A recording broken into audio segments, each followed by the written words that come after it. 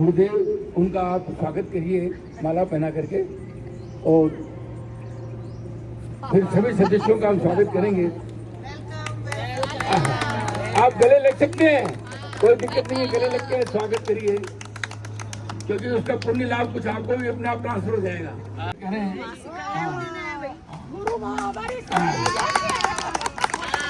अरोड़ा साहब, गुप्ता साहब का आप स्वागत करिए, माला पहनाएंगे। हमारे आशीर्वाद ले ले, बिल्कुल खुल के ले आशीर्वाद।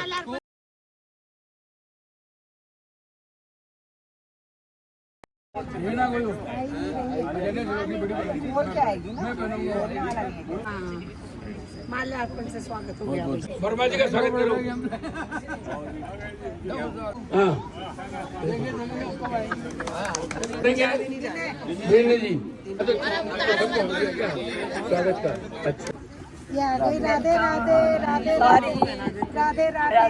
कैसी ट्रिप, क्या मैचिंग हुई है, इतनी सुंदर लग रही है आपके। ये आप लोगों ने हमारे सभी सदस्यों का जो स्वागत किया है वो हम लोग भाव विभोर हो गए हैं।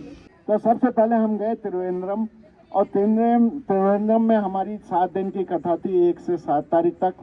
हमारे को फर्स्ट डे तो हम बहुत थक गए थे तो आराम किया। सेकंड डे हमने वहाँ से ट्रिप बनाना शुरू करा। तो पहला ट्रिप हमारा बना, हम वहाँ पे गए, प्रूव है जहाँ पर एक बोटिंग होती है, वहाँ पे बोटिंग की। उसके बाद में कोलम बीच है, कोलम बीच के अंदर हम लोगों ने मस्ती करी, और उस बीच में एक मंदिर पड़ा परशुराम जी का, जो पहले हमने देखा था, और वो बहुत ही अच्छा था। पर फोटोग्राफी अलाउड नहीं है वहाँ पर, तो उसकी सबसे बड़ी समस्या है। खैर, उसके बाद में हम गए पद्मावन मंदिर में, वहाँ के लिए धोती लेनी पड़ती है और ऊपर का शरीर खुला रखना पड़ता है। उसके बाद में गए जटायु गए, बहुत ही सुंदर वो जटायु का है। वहाँ पर देख कर तो हमको लगा कि हमारी सारी थकावट बिल्कुल दूर हो गई है और हम एक बहुत अच्छी जगह आ गए। पर जैसे एलएपी में बोटिंग की, एलएपी में सबसे ज़्यादा आनंद आया, क्योंकि वहाँ एलएपी में मतलब म्यूजिक ऐसा चला, जो म्यूजिक के संग खाना पीना रहना, बहुत आनंद आया। कि हाँ ठीक है, हम लोग बहुत एंजॉय कर रहे थे, अपनी उम्र को भी भूल गए थे, पर कहते हैं जोश में कभी होश नहीं खोना चाहिए। उस चीज़ का एक तजुर्बा हुआ क्या, कोवलाम बीच पे सब इतना कूद रहे, इतना फांद रहे, ऊंची ऊंची लहरें आ रही थी। अच्छा, मुझे तो डर लगता है बहुत लहरों से, तो मैं तो वीडियो बना रही थी कि भाई साहब बहुत मजे लेते हैं, अगर उनको लहरें दिख जाए तो बहुत कूदते हैं, बहुत एंजॉय करते हैं। उनकी मैडम भी। अब ऐसा हुआ कि एकदम से ना कविता जो थी वो एकदम से आगे आई और पीछे से ना लहर आई बहुत तेज। ये लहर के साथ धक्का लग गया इसको, और हम सब कस के चिल्लाए, ओ कविता। अब भाई लहरों के साथ जाए कौन उसको खींचने, पर इसको तजुर्बा था शायद कि ना रेत में अच्छे से पाँव गड़ा के ऐसे खड़े हो जाना चाहिए, तो लहर फिर हमको आगे नहीं खींचेगी।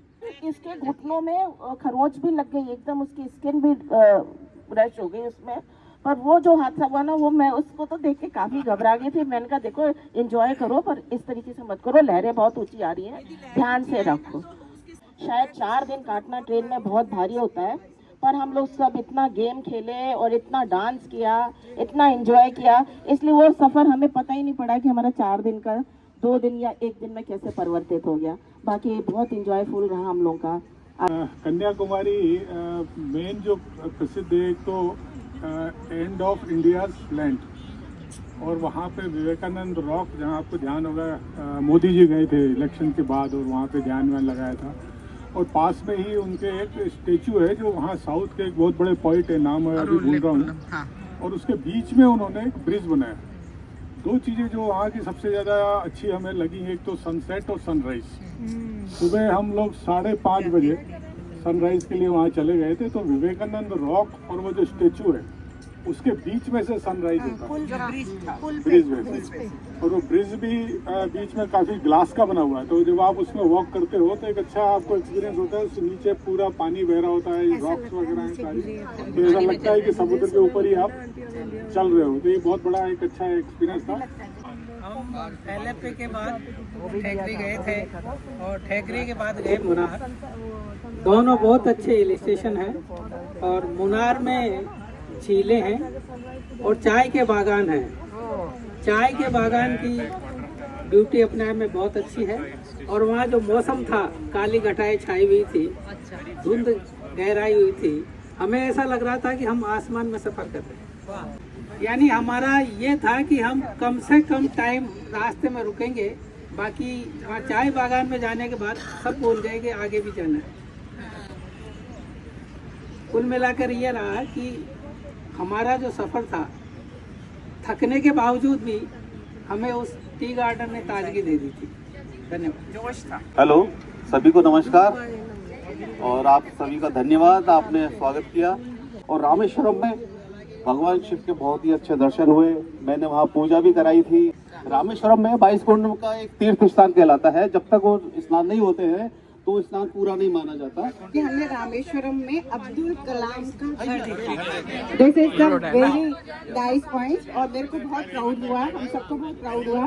2 मंजिला वहाँ म्यूजियम था, उनका सारा जितने भी उनको भारत रत्न वगैरह सब मिले हैं वो उनका था। और दूसरा, रामेश्वरम में ही धनुष कोड़ी है, तो वो जो समुद्र है वो धनुष का है और एक सड़क है वो तीर के कमान है, इसलिए उसको धनुष कोड़ी कहते हैं। वहाँ से 14 किलोमीटर बाद श्रीलंका का समुद्र चालू हो जाता है। 2 एक्साइटमेंट रामेश्वरम में बहुत अच्छा था।